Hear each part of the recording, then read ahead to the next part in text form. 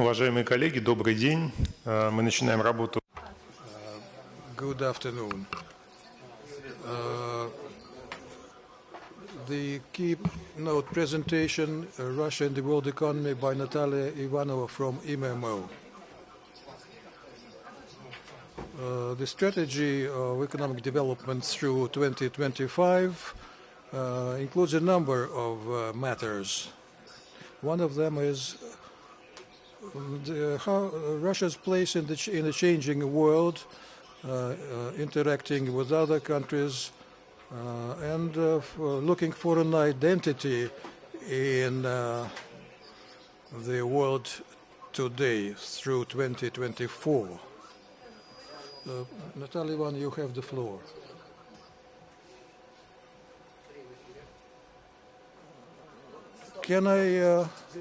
Should I stand up or?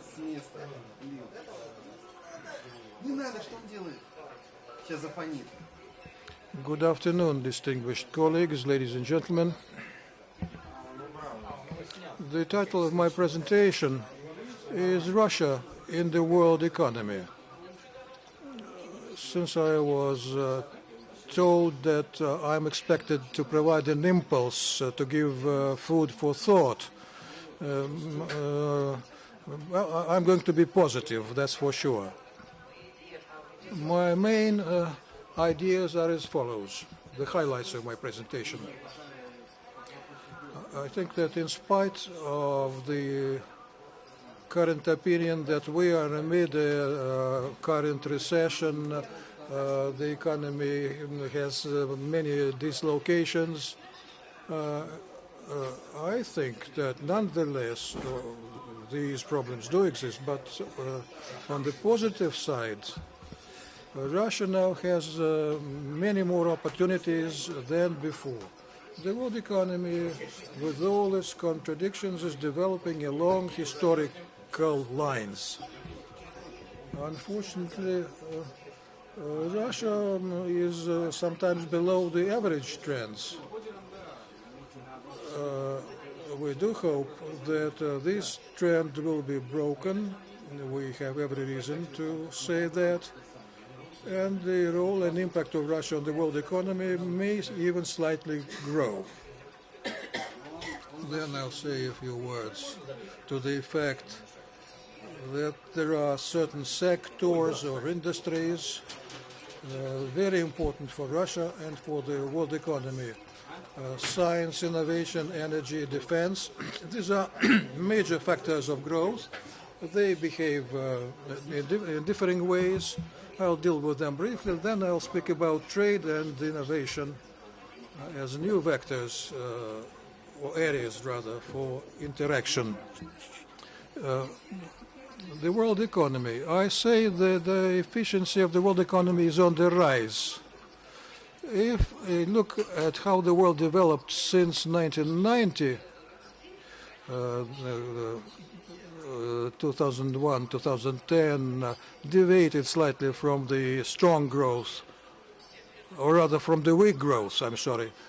We see simultaneously that the average annual growth of population was on the decline. That means that the productivity was on the up. In developed countries, of course, they saw smaller rates of growth and gains in the population. But on the whole, they were higher than on average. In Russia, the picture is more disparate. I'll be brief. There was no sharp decline in the population growth, thank God for that, but the rates of growth of GDP could have been higher.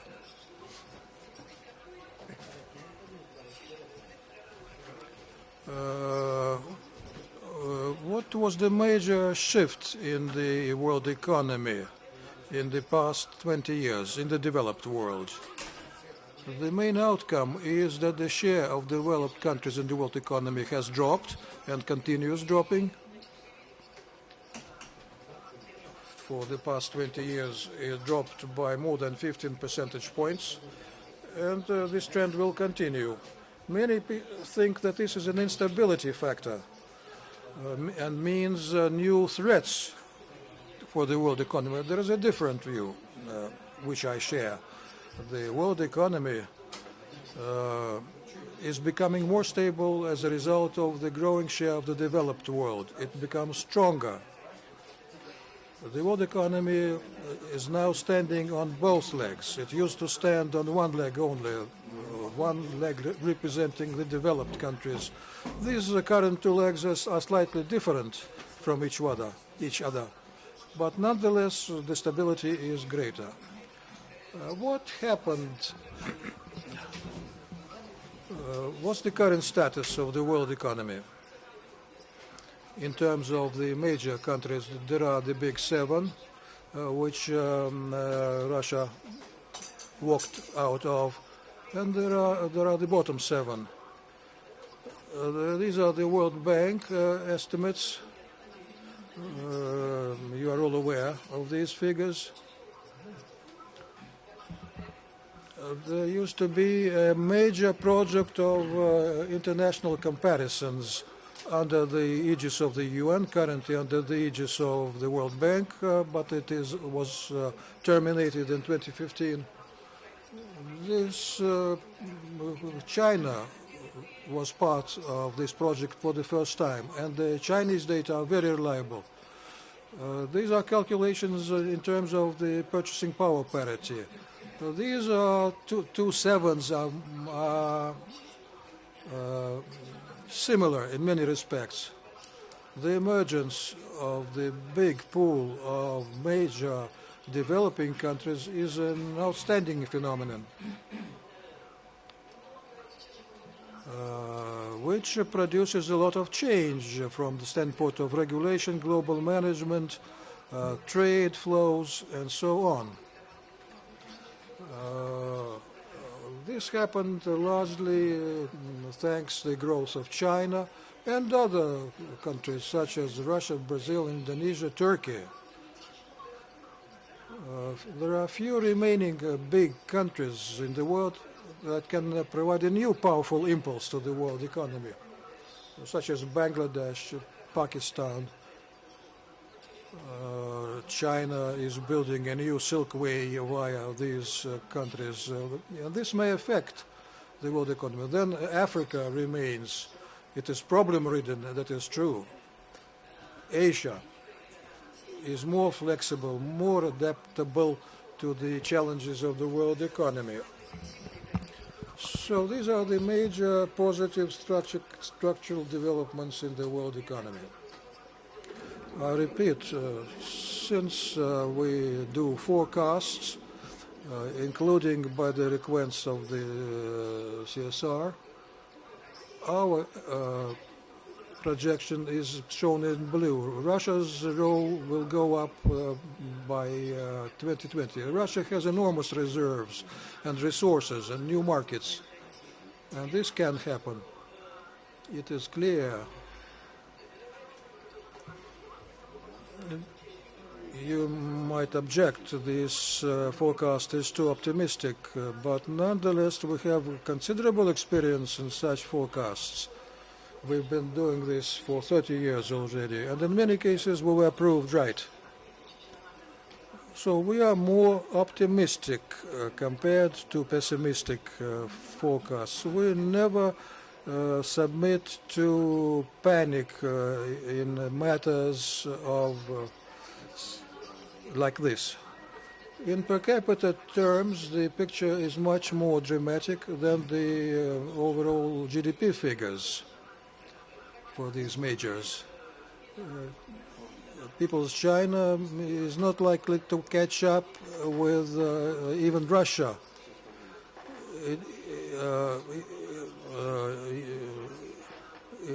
It is for sure, but will be catching up with it. The USA will remain the leader. The gap may vary in dimensions, but the shape of these curves shows that these are normal trends. And I see here great opportunities for Russia.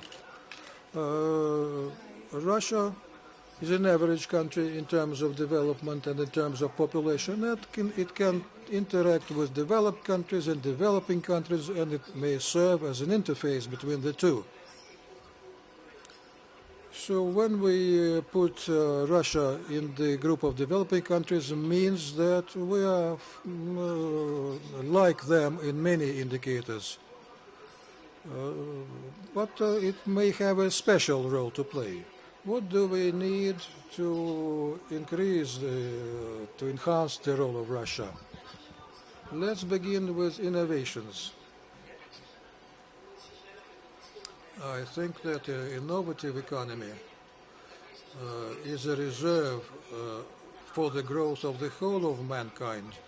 The USA, Japan, Europe have shown us how this resource can be mobilized. I refer to inventions and innovations. We see that this trajectory of economic growth is affected by innovation in many countries, in China for the first time. This research and R&D spending is the main indicator. It is a synthetic indicator reflecting the development of science and technology. We see that China has reached a level above that of the European Union and is catching up with the USA. And in combination with the fact that the Chinese have so modernized their industry and have so developed it and are investing so actively in industrial production, the forecast that China will draw close to the USA by 2035 in many avenues of innovation is not too optimistic in my view. The Communist Party of China has made innovation part of its program in gold over marble. And they are implementing this decision. By the middle of the century, China will become not only an innovative economy, but also an innovative society. That means that everybody is gaining in knowledge, applying new knowledge, and China has an advantage of a great experience in economic growth. They have a rich pool of cadre who were educated abroad, launched new startups. They put great value on knowledge, on education, the status of tutors, teachers, and the status of the student, comparable probably to Japan only.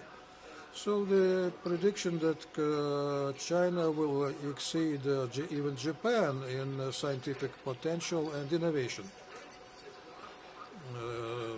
seems to me an important new factor in the world economy. I'll be brief speaking about Russia, but our forecast made 10, 15 years ago that we will not be able to maintain the good rates of development across the board.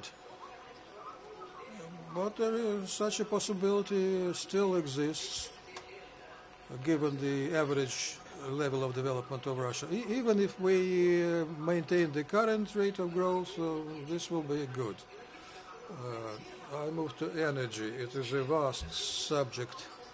I have a person here better placed to speak on energy. It is clear that our energy is our everything and will continue to be so. The right-hand graph shows that the prediction that oil will no longer be needed, to put it squarely, it is an exaggeration.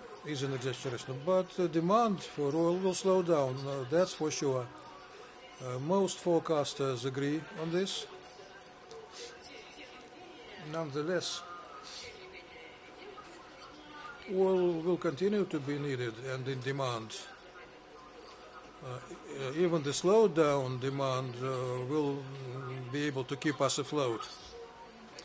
But you must realize that we're probably close to the end of the age of oil and the inauguration of the age of renewables.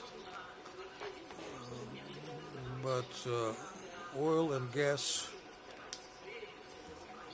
industries will need, of course, new technologies, new innovative technologies, like our neighbor Norway, that used to be mostly into fishing, but now is a great oil and gas producing country. We understand what we must do, but we have not started doing this yet. Another important thing which borders on policies and politics, namely security.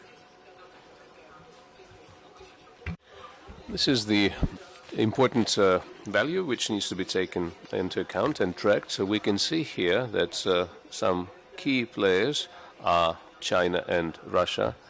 We are sort of squeezed between these two large monsters, and of course we have the nuclear weapons, which allow us to remain a very important and formidable player. But the defense expenditures are going to be growing, and Russia's lagging behind is going to be intensified, and therefore the issues of security and the issue of building relations, not from the stance of force, but using other approaches, will be growing. I should also say that the military expenditures is a synthetic value. We include here a lot of different things, the army and new types of weaponry, but we need to realize that our defense purse is just a portion of the expenditures that are being used for new technologies, and that's true for China and for the United States. We do confirm that a lot of technologies are flowing from the civilian sector to the military sector, but we couldn't say that the budgetary funding of the new areas, unique new areas that can be developed through security measures, they will continue being the source of innovation in the future. We shouldn't be forgetting about this. We wanted to collect here information about some of the advanced agencies, including DARPA, but what we can say regarding security, including the relations of the expenditure with the economic development and the ability of spending certain percentage of the GDP into the defense, is a challenge. Now, participation of Russia in the international global trade integration processes, I don't think that our role is going to be decreased in the coming years. It's clear that the European Union will remain our main partner, although its role is being on the decline, and it is clear why. Well, we mostly trade in oil, gas and coal with Europe, and gas and coal are mutually replaceable, but nobody wants to say anything against our oil, although gas has always been a point of contention when we talk about trade with the Europeans. Well, I don't think they have a recourse, and I think that market of gas will continue to be an important market. Obviously, we have a very diversified trade turnover with Europe, and it should remain that way. And then we also need to move it towards more deep processing types of goods and commodities. And the European, or rather Eurasian Economic Union, is something that sets before itself the goal of implementing a multi-vector integration. I wouldn't say that I'm an optimist here in terms of the future of this, but I don't think we have any other way out of this. We are not going certainly to restore politically the Soviet Union, but we need to realize that we need to trade with our neighbors, and the more we trade, the less barriers there are, and the more actively we take advantage of our advantages, for our proximity to our former neighbors. This is something that should push us to try and lift our issues and disagreements. And there is a lot of promise there, of course. And China, of course. With China, we don't have a lot of trade turnover. If we compare that, for example, with China's trade with the United States, of course, that would be greater by at least one order of magnitude, although we do trade with them more and more in oil and gas and all types of commodities. But now we are having high hopes for the Silk Way, but I don't really believe in that. The Chinese are remembering about Russia at the very last moment, and I think primarily they will want to use the One Belt, One Road approach, primarily using the maritime routes, and if it is land, it's going to go through Bangladesh, Pakistan, India, and so on and so forth. And if China decides to continue growing rapidly, this is going to be an advantage for us, and we should take that as an opportunity. I would like to finish my presentation using this very uplifting picture from the nearest issue of the economy. The world economy is on the rise, and despite a lot of contradictions, and the Economist actually says that it's surprisingly feeling well, despite the Brexit, despite the prohibitive measures spearheaded by Trump. But our blimp should be here on this cover in the nearest future. I think that completes my talk. Thank you very much. I would like to ask you a couple of questions, if I may. The first one deals with Russia's share in the world trade turnover, and it looks like this share is going down, and this is doing something steadily and criminally steadily, I would say. When do you think we will have a chance to start the rebound, at least going back to the best years? In our forecast, we are talking about 2020. So that means that in 2018, 2019, we'll have some growth. I would say 19 and 20. Of course, we were thinking about the electoral cycle, about investment cycles, about new cycles of demand for resources, about new levels of prices for oil and gas, the demand for the investment gap in the energy sector that will require additional investment, and we still have those pipelines that go to Europe, and Mr. Grigoriev is shaking his head with doubt. But there are a lot of advantages there. One of them, we have the ability to increase the level of our relations with our neighbors, but of course we need to talk about the following. The economy could develop even better, and right now the politics get in the way, but that's always been the case. Well, you said you were going to be optimistic, but the second question I have is, we will not be having the real talk about the world economy if we don't talk about Trump, Brexit, and Syria. And in that context, I would like to say that both Trump and Brexit are the result of the tensions and the internal processes and workings that are happening in the European Union and the United States. And one of the things that drives those things is the technological shift. Does it influence us in a great way? I mean, things that are happening in the world economy, in the world policies and politics, and how is this going to change in the next 6 to 10 years? The Brexit and the Trump phenomena are the results of political processes. Technologies have nothing to do with that. I always believe that technologies are always for good. even if certain controversies are associated with it. Definitely what is happening there is a socio-political thing and phenomenon. But if we look at the election of Trump, the market's response to that was very positive. And this picture shows that, surprisingly, the markets responded to the Brexit phenomenon in a positive way. Maybe it's this syndrome that I would call, well, I'm just fed up with it. People probably are fed up with this very strange regulation that is being imposed by the Brussels authorities. I was recently at a workshop, and Mr. Henderson from Oxford is one of the speakers, and he was lashing out at the European Union about the regulation, especially in the area of energy, imposing those subsidies on renewables. And then I asked him, because of that, did you vote for Brexit? And he said, oh no, God forbid. So he understands that this is a very obsolete system, but nevertheless, they are well-educated people, and they believe that the future belongs to integration, the future belongs to the global markets. But they shouldn't be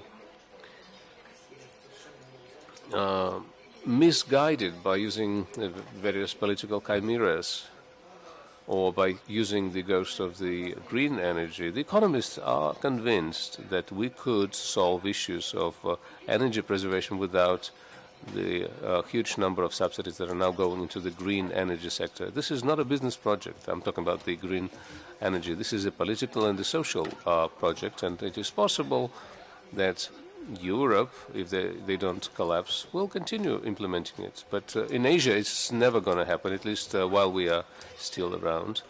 So I believe that this movement from those dogmas, including socio-political dogmas, and this movement that is happening in the United States and is happening in the United Kingdom is something that makes the developed world to shake up and understand and realize that it's time for us to move forward, and the whole world needs to do this. And I always look at the market's response, and the market's responses are quite good. As a vulgar economist, I would like to ask you about this. What is the globalization of 2025? It's very similar to what we have now, but more economically reasonable and less socially and economically and politically motivated. Okay, thank you. Please use the microphone because we are using interpretation. I would like to ask you a provoking question. When you said that surprisingly the economies are growing, surprisingly against the overall background, so is it according to the Institute's opinion, or is it according to your own opinion? The shares are growing, the market is reviving after the election of Trump and the Brexit. It's okay for me, but why did you say it was a surprise? Why? Why did you use the word surprisingly? Well, I will explain. Trump made a number of very important statements and a number of important steps that were against what the economic theory is telling us. But that's a good thing. But that's the strange thing. But the Americans never did what the International Monetary Fund would say to them. The IMF and the economic counselors of the White House are two different realities. We shouldn't confuse the two. Let's not have a discussion. Let's use the Q&A format. We'll give you the opportunity to speak. Marek Dombrovsky wanted to say something. The question I have deals with the accuracy of your long-term forecast for growth. The developed nations, that's one thing. The second question deals with China, and the third one deals with Russia. It seems to me that what was presented to us is based on the inertial scenario. It's an extrapolation. It doesn't take into account the forecast for very rapid changes in the demographics.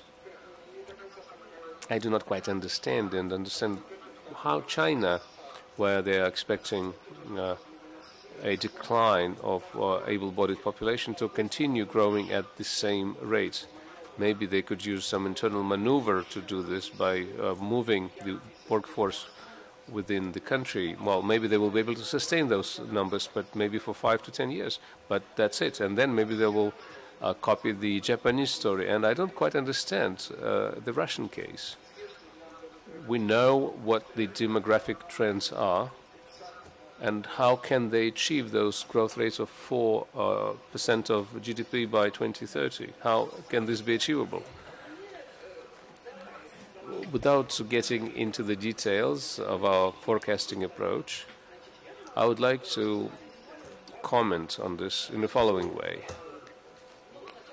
First of all, I will refer to our own forecasting experience. We started experiencing it back in the Soviet years, and we made the forecast back then that the developed nations by 2010 will be doing this and that. Our director was summoned to the political bureau, and then he was fired.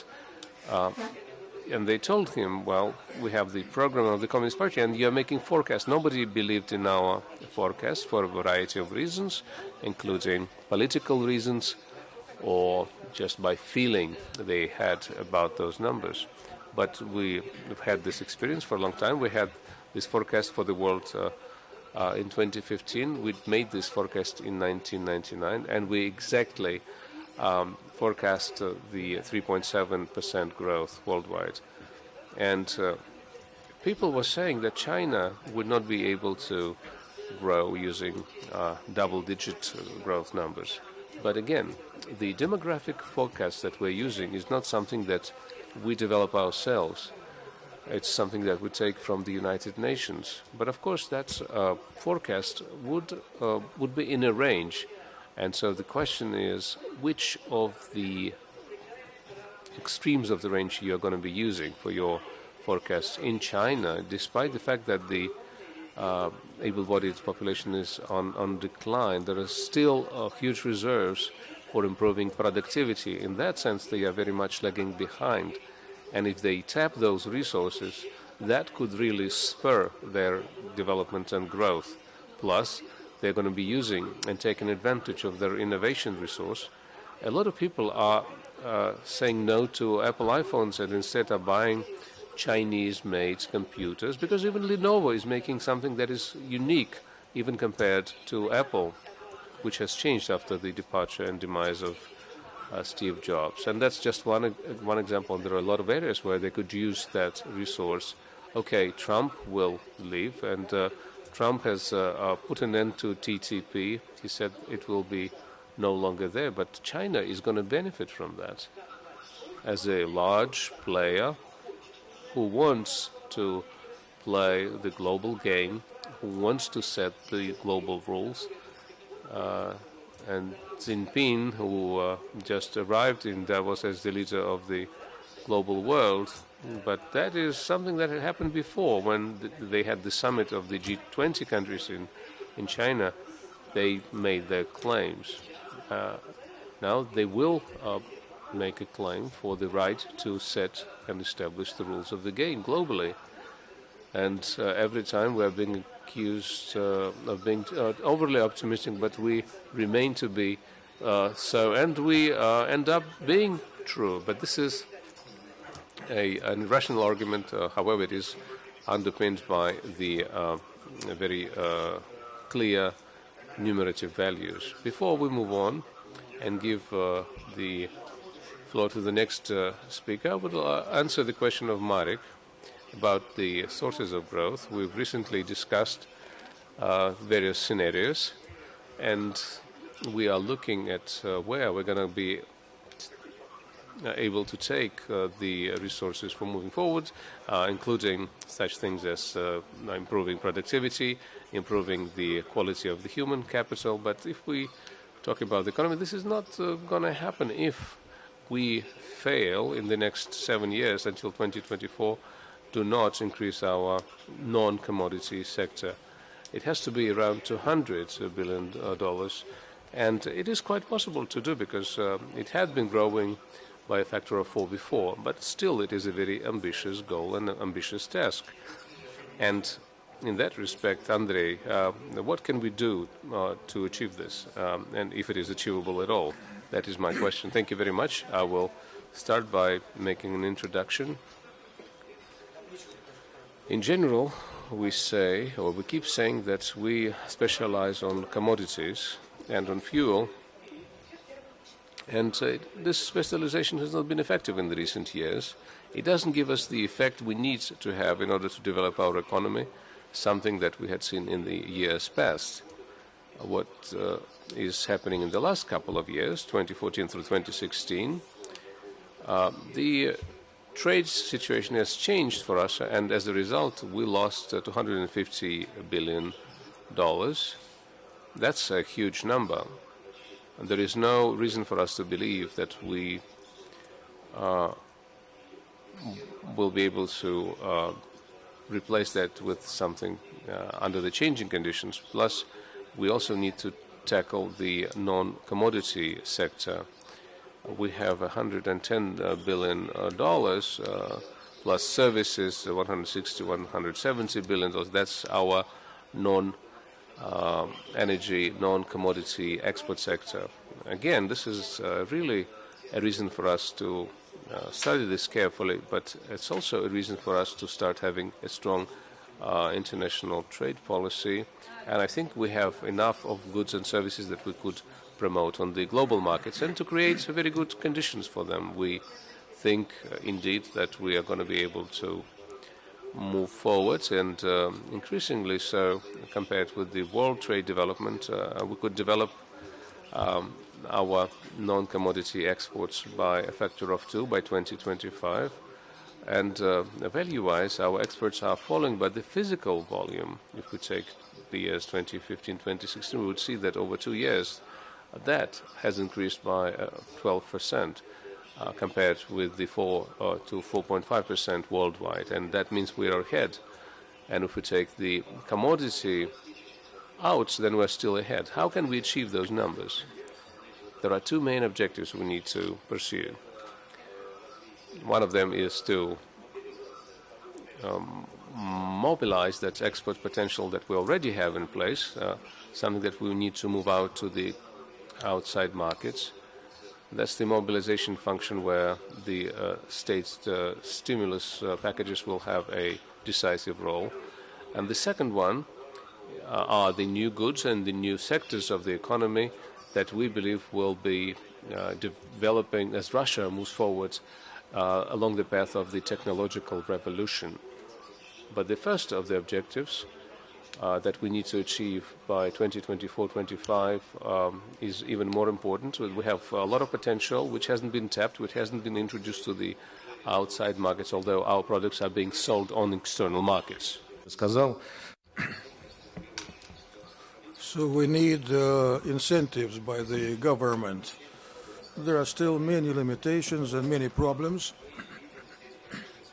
but we see good potential here. According to our estimates, on the strength of the forecast of the growth of the developing countries, our capability to meet their requirements is as follows. We can meet their requirements by 2024-25 in physical terms, increasing export there by 2.5 times, and by 2034 by 3.5 times. The enormous markets in India, China are being transformed into consumer-oriented markets. Even today, China and India are worth $7.5 trillion of consumer demand, mostly from the middle class. 2% of this market is $150 billion.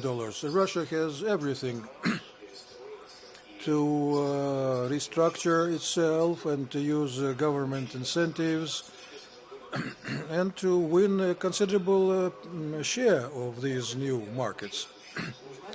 There are many examples of Russia gaining a foothold there.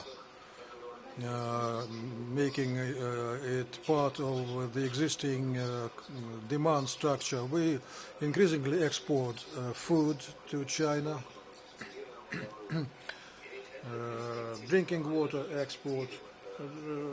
There are good prospects there. So there is a demand, and we have things to meet this demand.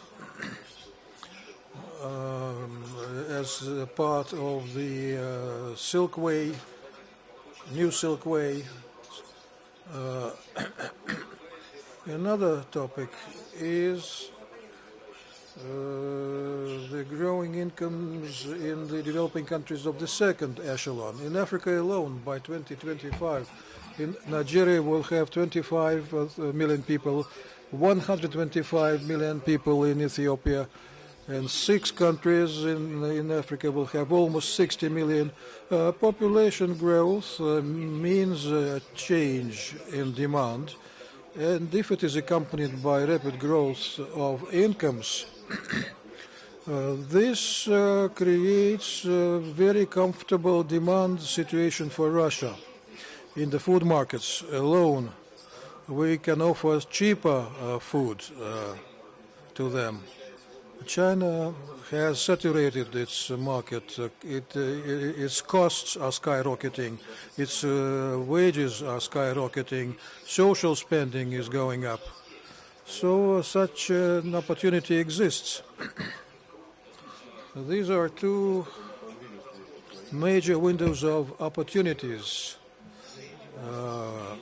The rapid growth of the middle class and the changing structure of consumption in China and India that is favorable to us, and in the countries, in the densely populated countries of the second echelon of the developing world. This demand is good for Russia. And there are new opportunities. The climate problem is growing more acute. Many countries are reorienting themselves toward food imports. Saudi Arabia has abandoned its own food production because desalinating water is very expensive and the costs in agriculture are too high. Then the number of Arab sovereign funds are investing in Russia. But this is one thing, and exporting food to them is another. So, as we see it, Russia can gain a foothold in these countries and meet the new demand. We need a stimulating export policy. We have here a representative of the Russian Export Center, the deputy director, on priority projects. He may add a few words. But our current export policy is very sensitive to these new developments in external demand and is ready to respond to these new requirements. What is needed is fine-tuning, but fine-tuning means a lot. This includes customs barriers, customs controls, export controls, and all the rest. We must legislate the principle of the most favored nation.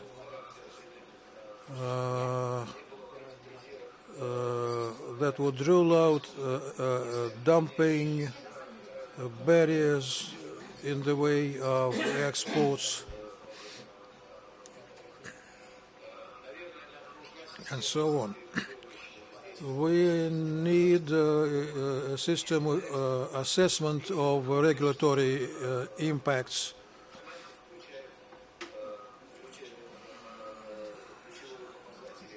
Including key export indicators for governors of members of the Federation.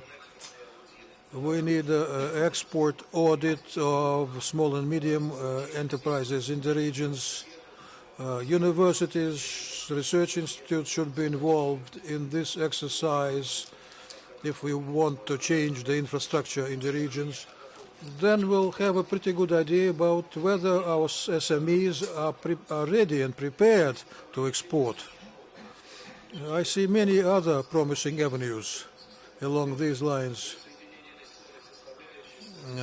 We must combine the investment component with exports. Our export stimulation policy, you know that abroad support for export and support for investment go hand in hand. This is not so in Russia at this stage. We must correct this situation.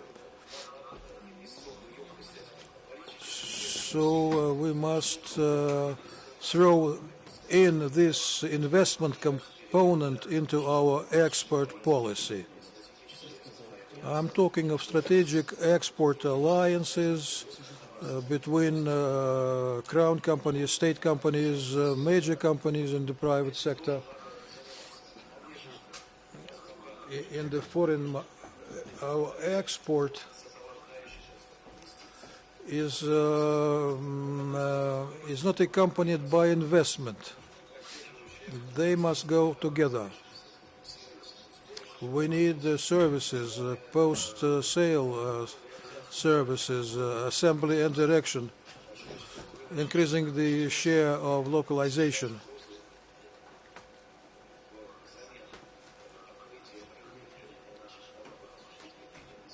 We must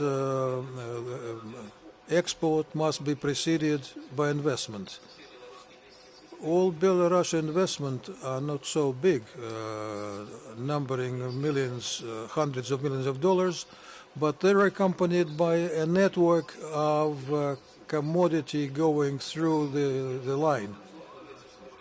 So Belarus has invested into the network of outlets, trade outlets, service sectors, and so on and so forth. That's what we must do for our exports. There are a number of other problems that needs to be solved. My colleagues may say a few words to this effect.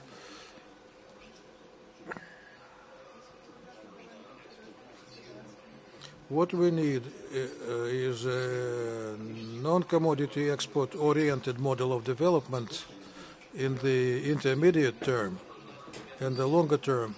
We also need a strong policy of penetrating foreign markets. 0.5% of export to Vietnam and Serbia are in the preferential regime. That's a part the CIS area. We're looking forward 20% and 30% in 2035.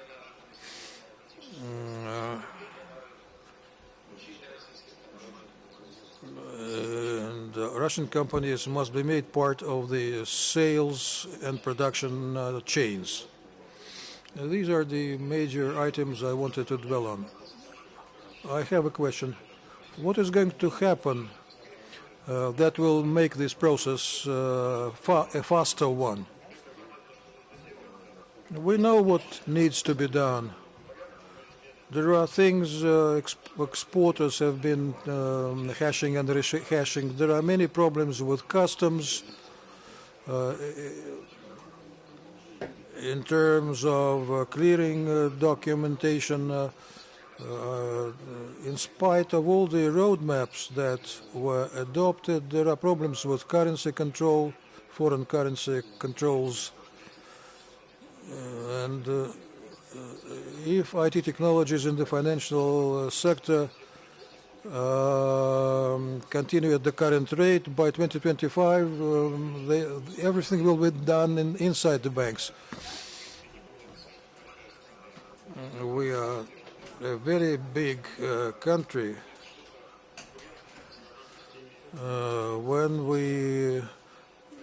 If we want to be competitive with the other exporters, we need some stronger, bolder steps, because Russian Export Center, our trade missions abroad must be given a powerful push. We have seen some improvements. We have the institutional framework, but I think that the machine should work faster. Continue, we go on. Let's talk about energy. Natalia Ivanovna said that we have still time till 2035, during which time we'll be still selling oil and gas. So, are there sources for growth in this area?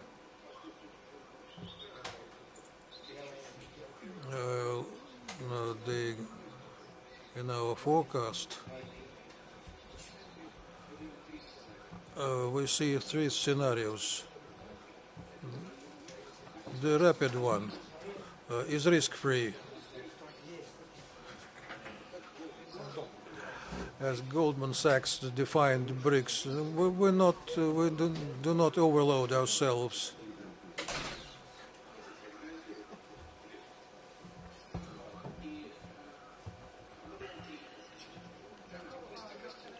In areas of rapid growth, we are in the same boat with the other favorable forecasts. Those of if certain risks, namely 5 risks, transpire, the growth will be slower. Namely, I have a provocative question. You said in your response that we've been told. This is not your opinion. You said that we've been told. How do we know that what they told us was correct? Their predictions about Brexit did not come true. Americans have been ignoring these forecasters. What came out of Obama's spontaneous Keynesianism? I think that the canons of the macro stabilization of 1900s and 2000s are good, but the economy has grown stronger. So let me come back to the 5 risks that may slow down economic growth. First, Southeast Europe, the European Union. God knows what can happen there. They may break down, but I have no worries about Great Britain. The Anglo-Saxon system is different. They'll cope. They had it at Kraus, but they overcame it. The Near East may explode, and there is no end to it. And the last few days have not us any closer to a compromise. China will cope, will come out on top, not thanks to some secret strategy.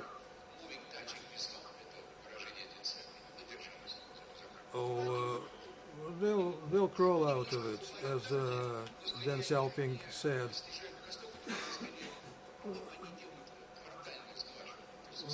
They resort to quarterly smoothings of their growth curve. This looks suspicious.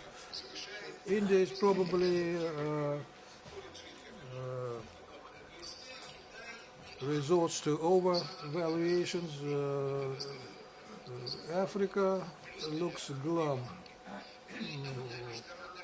1 billion plus people in Africa, not a single international organization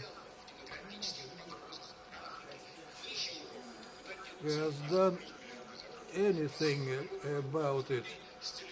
40 million young people with mobile phones appear every year. Europe has hidden its head under the mattress. If these 2 risks, growth will slow down. If geopolitical risks transpire, the situation will be even worse. In energy, things look simpler. The current growth is okay, but it is a result to Mr. Novak, our Minister of Energy. After his verbal intervention in January, last January, the prices went up by $1. When the president intervened verbally, the price of oil went up by $3. If we remain within the range of $50 to $60 per barrel, it will be okay. But Venezuela is a big question mark. At $50 to $60, everybody's interests are taken care of. Why don't we grow? But of course, given the risks, there are several scenarios. One of the Russian Academy of Science, the World Energy Agency, and the American ones.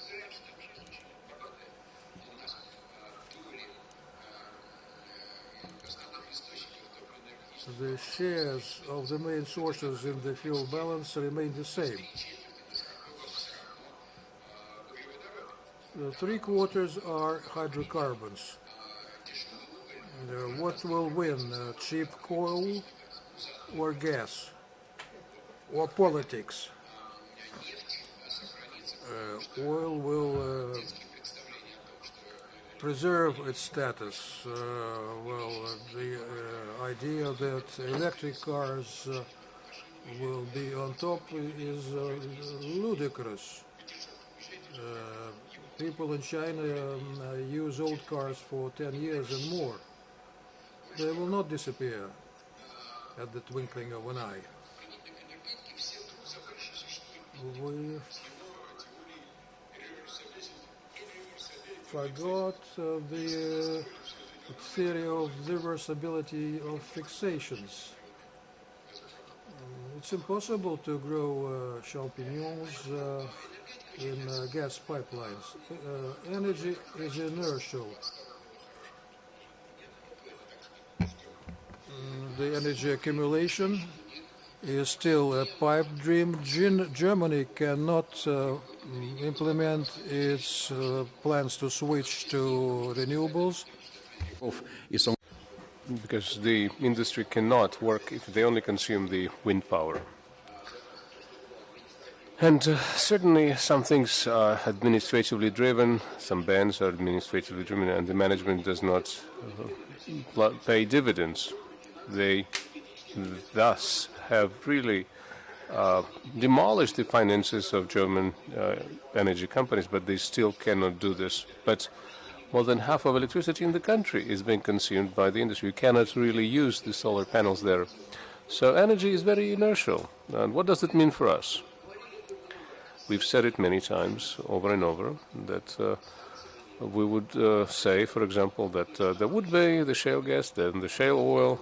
We kept saying that we understand the band within which the shale gas would not replace the others. I would say 50 or 60 would be the number. 70 is a good dream, but it's a dangerous dream to have. At one point, they had 400. Now it's 1,600 to 1,700 rigs operating. And it only takes 10 days to do now what it took 2 months in the past with drilling. Of course, there are issues that they have to deal with, including the ones with the banks, with the personnel, and so forth. Therefore, it seems to me that the main thing we need to do, it has to do with the energy strategy. The energy strategy has been updated, but it hasn't been adopted. We need to shoot for 50 or 60 at best and stick to that, and then try to move away and modernize ourselves and change the structure of the economy. Then the next question would arise: we don't need so much investment then in the energy sector. It cannot be the driver of growth. We have 30 gigawatts of unnecessary surplus energy produced. We built in 2008 the additional capacity because somebody said foolishly that we were going to be having the growth of 2 to 3% of energy demand and consumption every year. And we don't know what to do with this surplus, even if we put this, let's say, in a proverbial pipeline. We don't even know what to do with it. In Groningen, the production of gas fell by about 30 billion, because in some cases the fracking would result in micro earthquakes, and all of the parties are in Holland voting for the reduction in the production of those fossil fuels. Okay, let's say they do this, but at least one of the pipelines of the Northern Stream is going to be a displacement, or replacement rather, for the reduction in Holland. And of course, this is part of the geopolitical struggle, and it was built in order to wait for 3 to 4 years, and then maybe they will have access to those cheap American gas. But the liquefaction plants that were built, they're only being used to 5% of their nameplate capacity.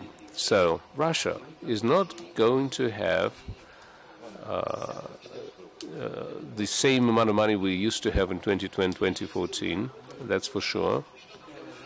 I've calculated where the money went into 4 areas primarily. It's the pensioners, the defense industry, and then exports outside of the country. And we have replaced the households plants and equipment significantly. People were buying up to 3 million good cars a year. And so computers, people have updated those. The furniture and the internet, in these 5 years, we are ahead of many countries in terms of access to the internet and the level of coverage of the country by computers. And therefore, that is why the crisis is not taking such a heavy toll on the people. But in the area of energy, when you invest in modernization, you have a choice. There may be companies that would do it at their own expense, and it doesn't look that way. They will do this at somebody else's expense, and it doesn't look like they're going to be supported by the world economy with the sanctions going on. Secondly, the energy company are beginning to invest in other sectors, and we see that the coal miners and the energy people are not very good investors. They don't want this complication. If it's a simple good or service, that's a different matter. The third thing I wanted to bring up is the following. And a lot of the things will require some lending and government support. These are different things. This is not the same investment climate for the small, for the state, large, and for foreign investment. They all operate under different terms.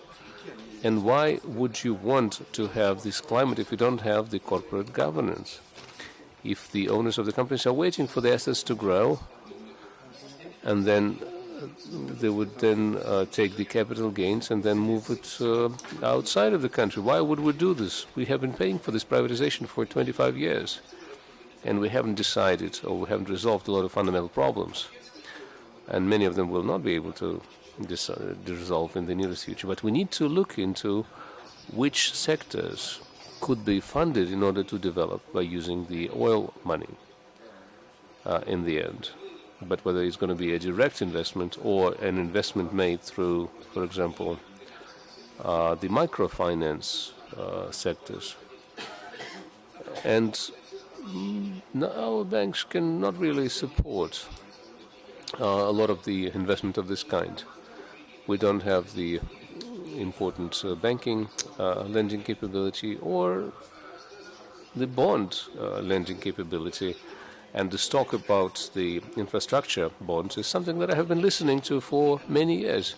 And we're trying to find a cure-all, ignoring the fact that we don't have the financial sector and other important prerequisites. We could, of course, make sure that there is less burden from the law enforcement, but do you think people would immediately believe that they could now start investing and that 2 years down the road nothing would happen to them. Well, as soon as they earn something, they want to hide whatever they've earned right away. But energy will help us. The energy sectors will help us, but not for forever. Thank you, Leonid. Let me ask you just one question. Russia on the world economic market in 2035, what is it going to be like? Now we produce 10% of the primary world energy. About 5% of that is being exported right away as commodity goods, coal, gas, and oil.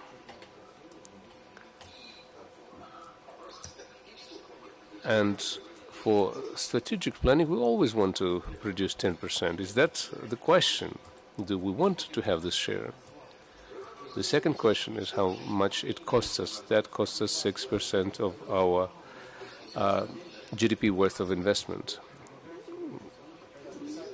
Let's say 20 or 18% is being invested in the GDP. 6 of that goes to the energy, and elsewhere in the world it's 1.5, and that doesn't leave us with a lot for other things. We support a huge machine which we created for the Comic-Con framework, which had the population of over 1 billion people, and we're now having to deal with this. We can talk about dystopian stories when people in savage cultures basically bow down to and pray to machines that are left behind by the previous civilizations. So I think this is something similar to what is happening with our energy sector. We could maintain our share at the level of 10%, but for oil we're already starting to have some restrictions, and maybe we shouldn't be moving down that road. We're already showing that we have a huge reserve, and maybe that is something that we should use as a strategic geographical maneuver. As for coal, the coal miners are quite happy there is demand, and the people that signed the Paris Accords are delighted to buy this coal and to burn it, and then the Paris agreements will then be rechecked in 2020, and then we'll see what happens. And of course they're happy, and they're beginning to dig those mines. In India, they want to produce either 1 billion, 1.5 billion worth of coal. And they have the coal mines ready to produce that much coal. And the Indians are saying we are not using the full capacity of those mines because they don't have the right railroad infrastructure. And all of these programs are going to be compromised. So in the energy sector, we have the needs of the non-energetic sectors and a moderate demand for energy in the world. And therefore, the energy is not going to grow faster than the rest of the economy. But if you want to have it at 4%, then you need to keep in mind that in the non-energy sector economy, this should be at the level of 5 at least. All right, thanks. You are saying it's 10%, but in order to get there, we need to try hard. Microphone. Let's move on. Yaroslav Lisavolek, the chief economist of the Eurasian Bank, and there's been a lot of opinions about the Eurasian Union from the review of our relations with the Belarus, and then people are also saying that this is a fast-growing business and things are all right, and no customs barriers are in place. Okay, of course, the Eurasian Union is our priority politically, but where are we going there, and how is it going to continue developing? Thank you very much for your invitation to participate in this discussion. First of all, I would like to note that the Eurasian Union is a structure that was necessary to be formed for a number of reasons, because of the realities that we have to deal with, including geographic realities.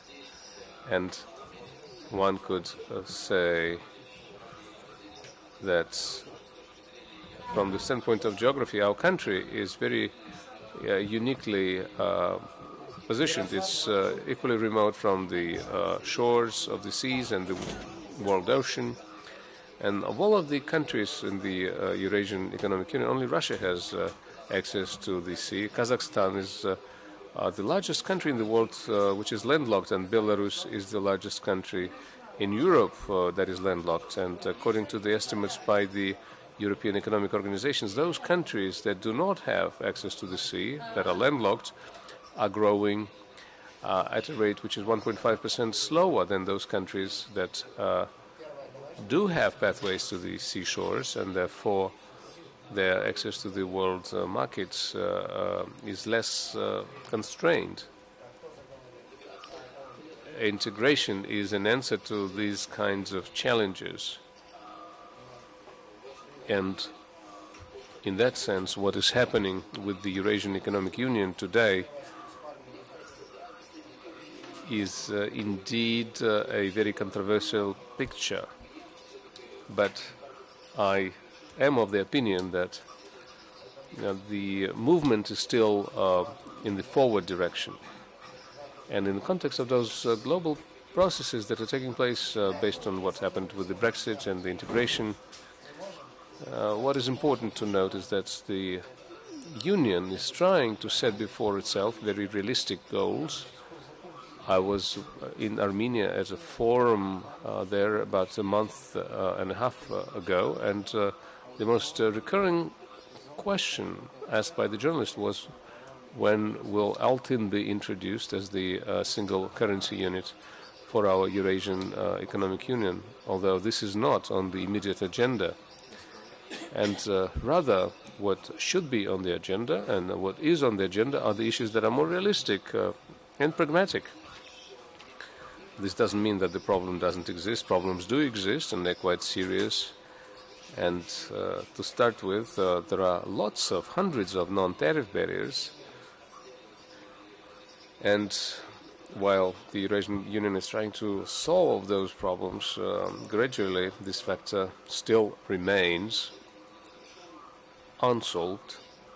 There are issues in the macroeconomic sphere, including coordination or lack of coordination of the lending and monetary policy, taking into account all of those devaluations that have taken place over the most recent years as a response to the devaluation of the neighbor's currency. This is one of those things that I would consider a deficiency and something that will have to be dealt with.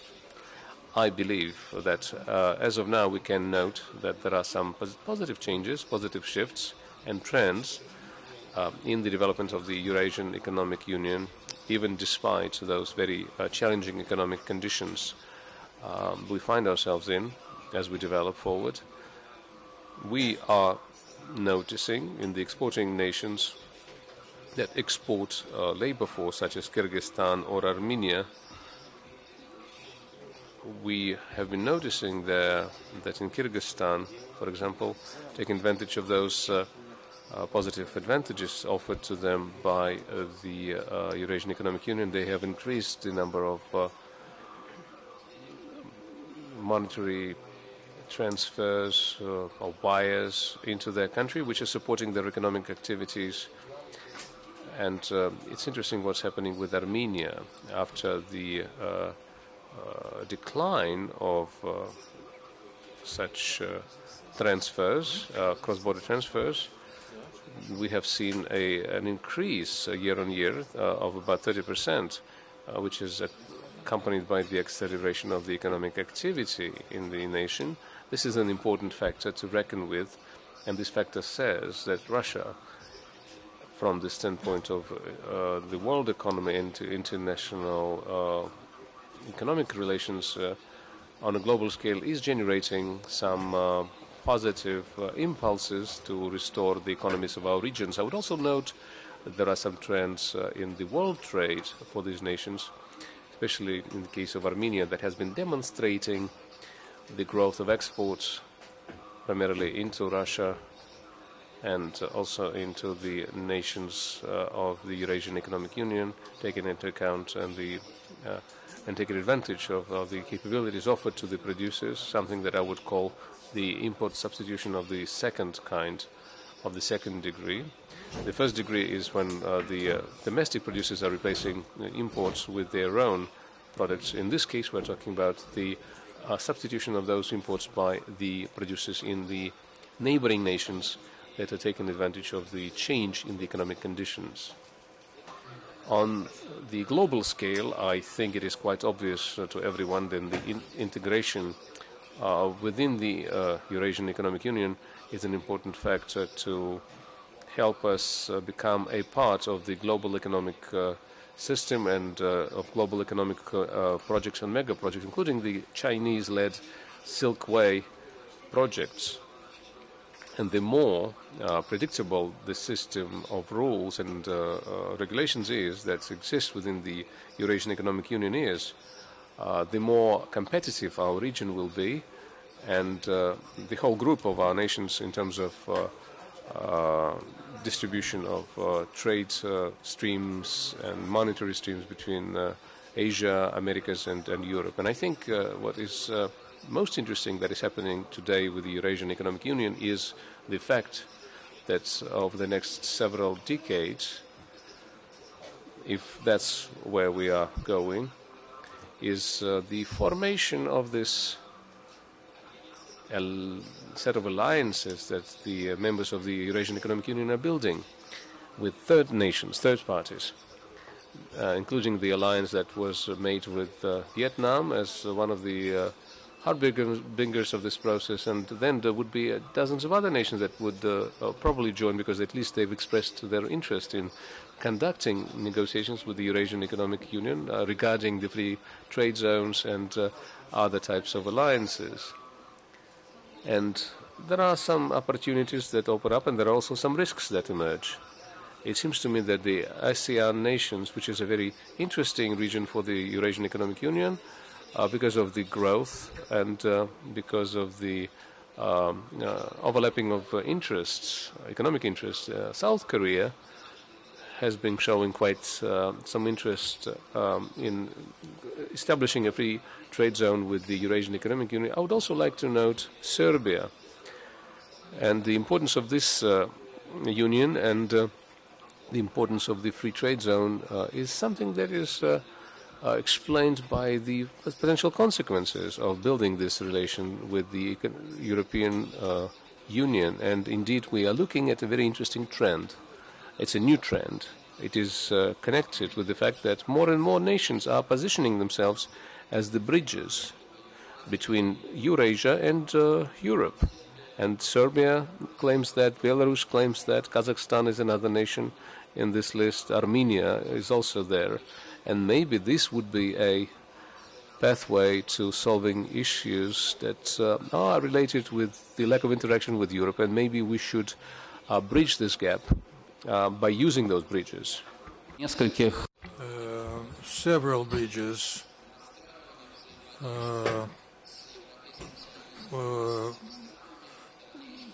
organizing interaction between Europe and Asia, and the European Union and the Eurasian Economic Organization. There are pitfalls along this road, however. There are a lot of countries, too many countries, and quantity may be at the expense of quality. It would seem after the Trans-Pacific Partnership plan collapsed, the situation has changed, some people might say, but I do not think it is a failure, a 100% failure. This is a pause. We'll see TTP.0 re-emerge in a few years' time. Of course, it will be a challenge for the Eurasian area, ASEAN and Shanghai Cooperation Organization. I have big question marks associated with the Shanghai Cooperation Organization and ASEAN. and the recent agreement between Vietnam and the Eurasian Economic Alliance. I'm not sure it is in our interest. Allow me a couple of more minutes. Andrei Nikolaevich said, and I agree with him, there is a disconnect between foreign trade and investment. We should overcome this situation. There is a shortage of investment and investment interaction in the free trade zone. Development banks may play a role, including ours, in the early stages of the negotiating process when people are discussing investment portfolios. This is a microeconomic foundation for subsequent integration. It may strengthen the macro impulses to integration that are being formed in the course of negotiations about creating free trade zones. And we are witnessing precisely this trend. And lastly, День по отношению к Евразийскому союзу относительно I have nothing to say about the degree of integration between the ASEAN and the European Union. I would rather point to something. What's the factor of debt that had such a deleterious effect on the European Union? In our case, the level of debt is lower, but for a number of countries, they are close to the 50% of the GDP debt, or even more. So it is time to learn a lesson given to us by Europe. Thank you. The Eurasian Union 2024, what is ahead for the next 7 years? What needs to be done and can be done? There are a number of initiatives that have been launched and are in the course of implementation. The lowering of non-tariff barriers, customs regulation, and the creation of the common customs code have seen progress. The digital economy is another important initiative actively pursued by the European Commission. From the standpoint of the degree of integration, there is good potential here, but I repeat, what we'll see in the next 6 or 7 years is the emergence of a diversified network of alliances for the EU. This will be a factor for the European Union and the Eurasian Union.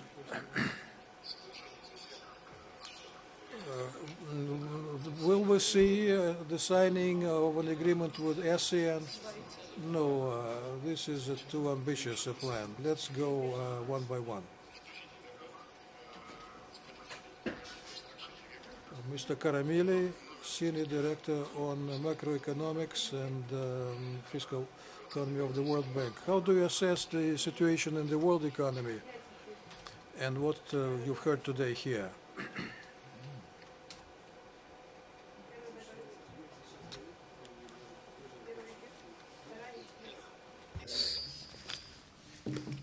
Okay, thank you very much for the invitation, and let me first say, Я не говорю по-русски, извините. So I will speak in English. Thank you very much for Professor Ivanova and her stimulating talk, and the other speakers. Very interesting for me to hear. I'm the head of a department that looks after about 130 economies around the world in the World Bank. And it's not often that we do these kinds of forward-looking discussions. I think they're very important. many factors coming together. This afternoon I will make a presentation where I will show that our forecasting exercises still have a lot to be desired. Forecasting just the simple growth rate of the global economy is a very difficult matter. As I'm sure Professor Ivanova knows, I will show actually how poor the efforts of the World Bank and the IMF and many other forecasters are. I will show how either the models have serious problems or there are many shocks and surprises that have been changing the world. And I do think that it is still important to try to forecast, but reality continues to change. So let me make three comments. The first one is I would like to agree wholeheartedly with Professor Ivanova about how the global economy, and this is a very good illustration, this cover of The Economist, has changed dramatically in the sense that there are many more economies that play a major role in what's happening in the global economy.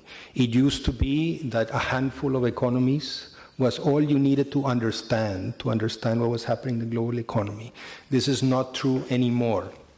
As Professor Ivanova said, it is now at least two legs that we have in the global economy: the advanced economies, if you want to call them that way, the USA, the Europeans, Japan, and the non-advanced, or we call them the emerging markets and developing economies. But even there, we're being unfair because the emerging markets and developing economies is a very large bag of economies, all with very different dynamics. You have China there, you have India there, you have Brazil, you have Africa, and all of them have many particularities. Where I really agree with Professor Ivanova is that this is a good thing. It is a good thing because it does provide more stability to the overall global economy. If one of the large economies doesn't do well, it's likely that another one is going to be doing well.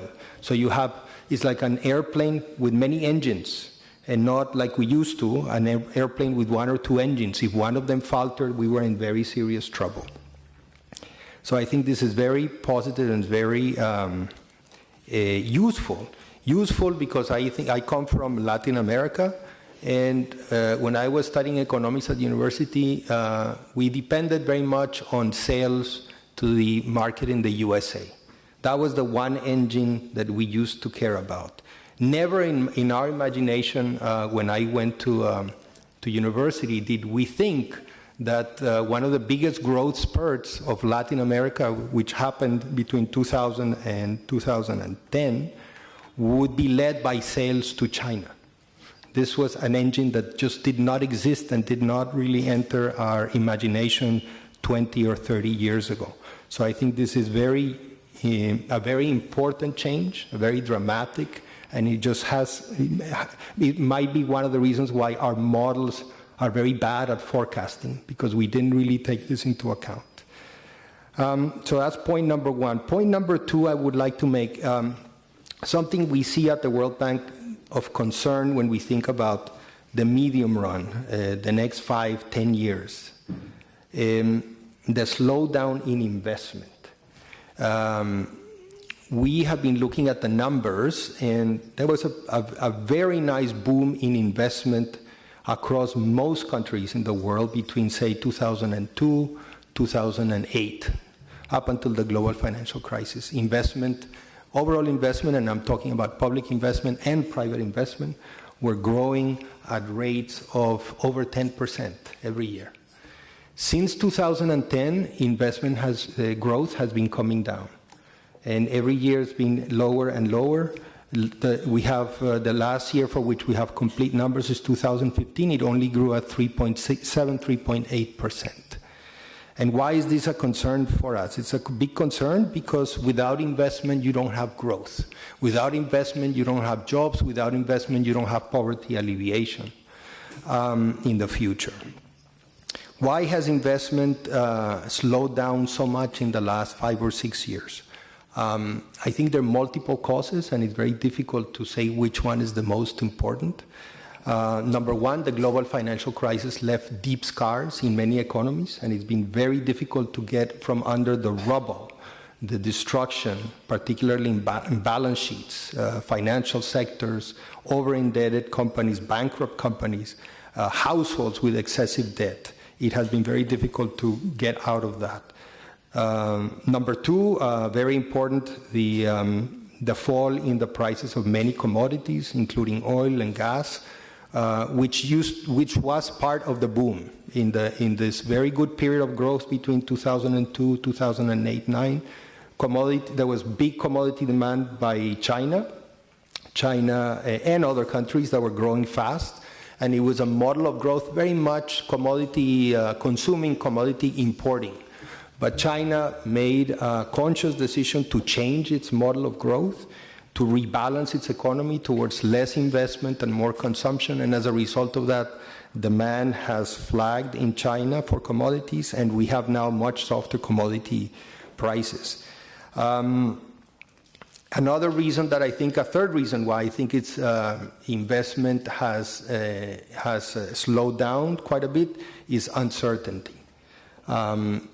The global economy the last 3 or 4 years has been going through multiple uncertainties related in particular to the lack of growth in advanced economies and lack of clarity about policies, very little concrete pragmatic action from advanced economies to put together a coordinated package of policies to stimulate the global economy, and instead multiple issues, geopolitical issues, economic issues, including the tensions in the EU around Greece and other situations, creating a lot of uncertainty and instability that make investors nervous. So I will explain a bit more this afternoon, but I think there's been a vicious circle over the last 5 years in which the low demand has not translated into investment, has not translated into enough R&D. And here I would also like to agree very much with what Professor Ivanova said about the importance of R&D and new technology, because ultimately growth and productivity will need to come from new technologies and new investments. And even if you invest in R&D, you need to invest then in those technologies. You need to adopt those technologies, so you need to make sure that this investment takes place. We need to break this vicious circle, and I think will require policies, probably very specific to each country, to break this vicious cycle.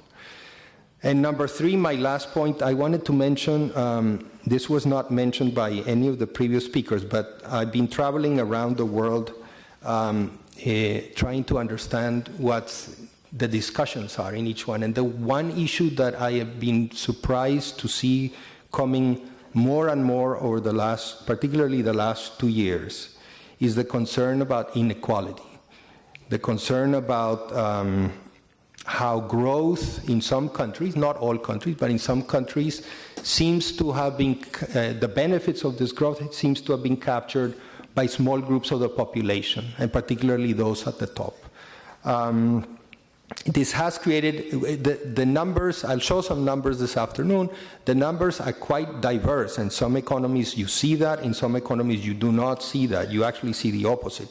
But this, what I do sense around the world is a great sensitivity to the issue of inequality, to the issues of exclusion, and to the issues related to how growth can be made more inclusive and, for the benefit of the broad population. In some cases, I am very happy and encouraged to see this concern be translated into some very good policies, policies related to making sure that everyone is included in the social progress. But in some cases, I've been less optimistic, seeing that this concern has been an excuse for protectionism or nationalist type of measures. And I don't know exactly which way it's going to go. It's a bit of a concern. And with that, thank you very much. Thank you very much. I just have one question, and that is, during the last few years, the international trade growth is lower than the global economy growth. How do you see the prospects, and what are the reasons for these dynamics? Okay, that's a difficult question. But yes, the figures do show, particularly since the global financial crisis, very low growth in trade. This is a huge concern to many countries that have been looking to trade their way into growth, into prosperity. I think it's related to, number one, the low pace of growth of the advanced economies. As you know, the European Union has been doing quite badly. The United States has been doing a little bit better, but those engines of growth had been faltering. And without them, it's been very difficult for overall trade to go up. China, as I mentioned, that's the number two factor, used to be a huge engine for demand for trade, and they've been making a policy change to rebalance their economy into less trade-intensive sectors, more services and more consumption type of sectors. So that is also affecting growth. And number three, final factor I would say has a lot to do with this lack of animal spirits, lack of investment. As I said, the growth rates of investment have been low. Private sector firms are not willing to take those risks, are not willing to make the investments required to adopt new technologies because they see too much uncertainty. They're not clear about the future. And I think without that, trade will continue to be low. Once some countries manage to snap out of this vicious cycle, I think we will see trade grow again. Thank you very much. My second question is how the state of global economy will affect Russia's economy in 2017 and 2018. What factors do you see as the most important for Russia? That's a difficult for me to answer. I have my economists here who work in Moscow who probably have a much better sense.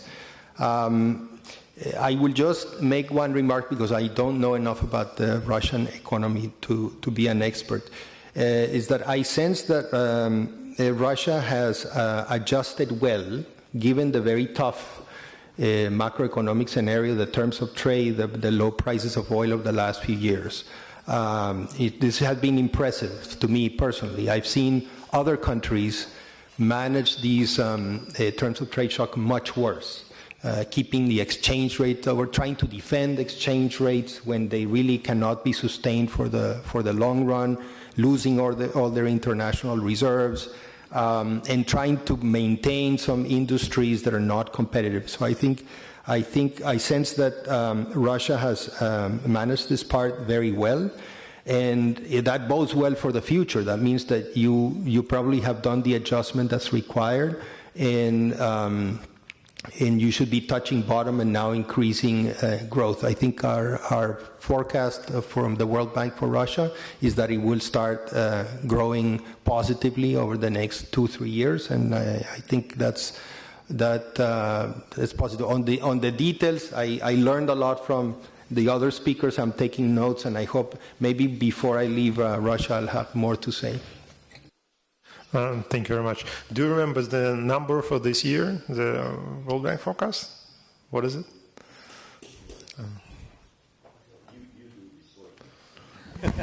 Yeah, well, we're in the process of revising the forecast because of the change in oil prices and whatnot. But in the last Russia economic report, we projected growth to be about 1.5% for 2017, but it's subject to change because of so many other moving parts.